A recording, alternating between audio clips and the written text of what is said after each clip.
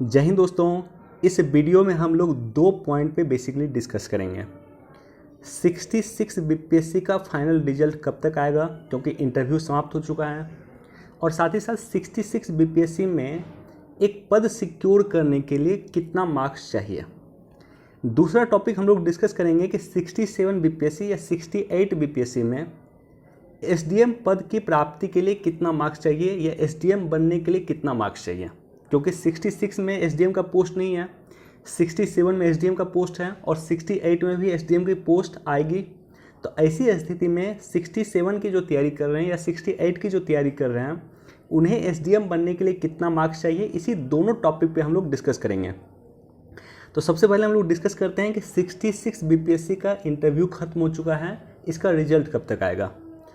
दोस्तों, ऐसा संभावित है कि 66 बीपीएससी का जो रिजल्ट है वो इसी माह यानी जुलाई महीने के आखिर वीक में या अगस्त के फर्स्ट वीक में ये आ सकता है। जुलाई के आखिर मोस्ट प्रोबेबल है, और जुलाई के आखिर में अगर रिजल्ट नहीं आया, आखिरी वीक में रिजल्ट नहीं आया, तो निश्चित है ये कि अगस्त के फर्स्ट वीक में इसका रिजल्ट आ जाना चाहिए। इसकी संभावना जाहिर किया जा रहा है।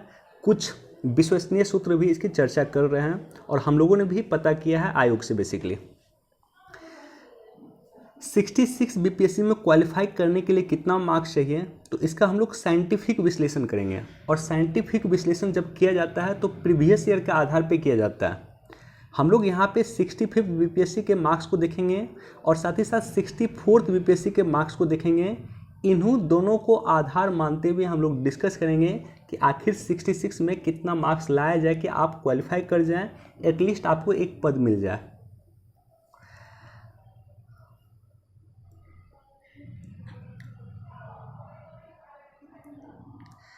ये 65 बीपीएससी का पीडीएफ है, जो इसका फाइनल पीडीएफ है। इसमें आपको मिल जाएगा अनरिजर्व कैटेगरी के लिए जो 65 बीपीएससी में क्वालिफाई किए थे उसका मार्क्स था 532। 532 मार्क्स पे जनरल कैटेगरी या अनरिजर्व कैटेगरी के लोग क्वालिफाई किए थे। अनरिजर्व फीमेल की मैं बात करूँ तो 515 मार्क्स था। ईडब्ल्यूएस फीमेल की मैं बात करूँ तो वो 504 था और ईडब्ल्यूएस मेल का 530 मार्क्स था। बीसी की मैं बात करूँ तो 525 मार्क्स था मेल का और 515 मार्क्स था फीमेल का। और ईबीसी की मैं बात करूँ तो 518 मार्क्स था मेल का और फीमेल का 508 मार्क्स था। तो दोस्तों, ये 65 बीपीएससी का कट ऑफ मार्क्स है। जिन्होंने जनरल कैटेगरी में 532 मार्क्स प्राप्त किया है वो क्वालिफाई हो गए हैं और उसे एक ना एक पद निश्चित तौर पे मिल गया होगा। अब हम लोग 64 का मार्क्स देखते हैं।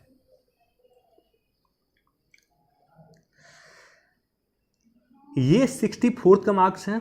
64 में अनरिजर्व कैटेगरी में जो क्वालिफाइंग मार्क्स हैं वो है 535, यानी जिन्होंने 535 मार्क्स या इससे अधिक मार्क्स गेन किया है उन्हें पद की सिक्योरिटी हो गई है। कोई न कोई पद उन्हें 64 बीपीएससी में मिल गया होगा। अब देखिए डिफरेंस कितना कम है। 65 बीपीएससी में जो है कट ऑफ है 532 है जनरल के लिए, जनरल मेल की मैं बात कर रहा हूँ, और 64 में यह है 535। तो लगभग 3 मार्क्स का गैप है। जनरल कैटेगरी में बहुत ज़्यादा गैप नहीं है। अब देखिए ईबीसी का मार्क्स देख लीजिए। ईबीसी मेल की मैं बात करूं तो 516 है और ईबीसी फीमेल की मैं बात करूं तो 495 है। बीसी मेल 535 है और बीसी फीमेल है 511। तो यानी 64 और 65 के मार्क्स के आधार पर मैं ये कह सकता हूं कि दोनों के मार्क्स में कुछ ज़्यादा गैप नहीं है। अगर आप 65 या 64 के मार्क्स के आधार बनाते हुए आप एक पॉइंट कह सकते हैं कि 66 बीपीएससी में अगर आप जनरल कैटेगरी में हैं और आपको 535 प्लस मार्क्स हैं तो आपको एक ना एक पोस्ट निश्चित तौर पे मिल जाएगा।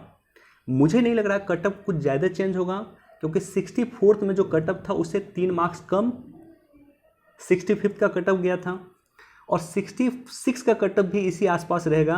तो जनरल मेल अगर आप हैं तो 535 अगर प्लस है तो आपको निश्चित तौर पे एक पोस्ट मिल जाएगा।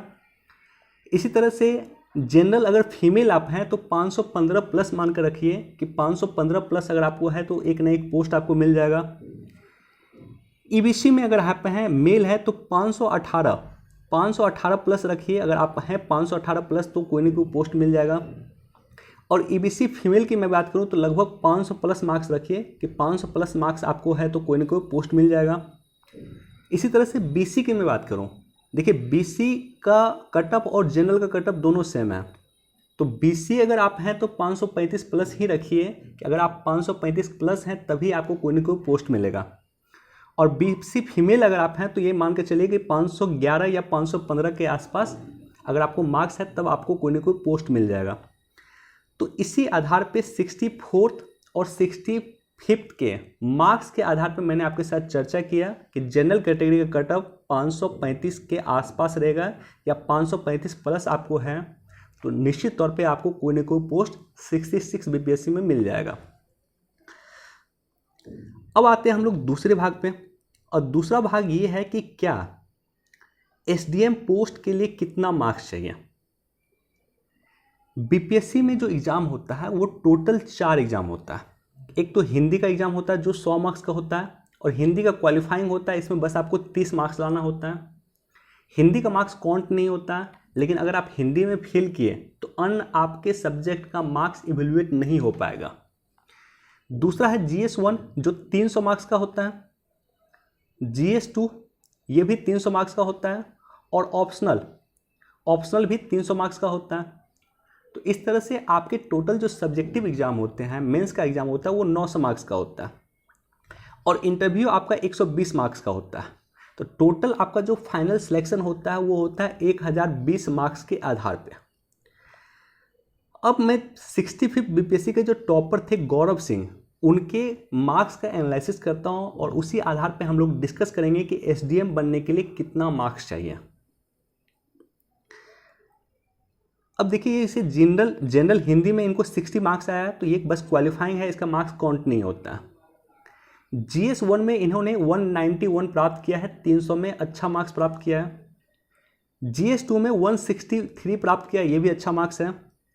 ऑप्शनल जो इनका ज्योग्राफी था उनमें इन्होंने 182 प्राप्त किया है, ये भी अच्छा मार्क्स है। और इंटरव्यू में 90 मार्क्स प्राप्त किया है, शानदार मार्क्स कह सकते हैं, क्योंकि इंटरव्यू में 65 के इंटरव्यू में 90 प्लस मार्क्स किसी को दिया नहीं गया था। तो टोटल इनका मार्क्स है 626 आउट ऑफ 1020। 1020 में 626 मार्क्स इन्हें प्राप्त हुआ है, और ये 65 बीपीएससी के टॉपर थे, यानी पहले स्थान था इनका। एसडीएम पोस्ट की इन्हें प्राप्ति हुई थी। तो इसके आधार पे मैं कह सकता हूं कि अगर आपको 67 या 68 बीपीएससी में आपको एसडीएम पोस्ट प्राप्त करना है तो मान के चलिए कि 600 प्लस के आसपास मार्क्स रहेगा जनरल कैटेगरी में अगर आप हैं, तब आपका सिलेक्शन निश्चित तौर पे हो जाएगा। एसडीएम में 600 प्लस मार्क्स आपको होना चाहिए। जनरल कैटेगरी की मैं बात कर रहा हूँ, जैसे कैटेगरी आपका जैसे ओबीसी होगा या ईबीसी होगा तो उसमें मार्क्स कम जा सकते हैं, लेकिन जनरल की मैं बात करूँ तो इसके लिए आपको 600 प्लस मार्क्स चाहिए एसडीएम पोस्ट प्राप्त करने के लिए। तो उम्मीद करता हूँ कि ये बेसिक चीज़ जो है आपको क्लियर हो गया होगा, क्योंकि कई सारे बच्चों ने मुझे यहाँ से पूछा था कि एसडीएम पोस्ट के लिए कितना मार्क्स चाहिए। तो जो एक साइंटिफिक एनालिसिस मैंने आपके साथ किया, या जो गौरव सिंह जी का मार्क्स है उनके मार्क्स के आधार पे जो मैंने एनालिसिस किया, तो एक बेसिक कॉन्सेप्ट या बेसिक पॉइंट आपको क्लियर हो गया होगा। वीडियो देखने के लिए आप सभी का धन्यवाद। Thank you so much.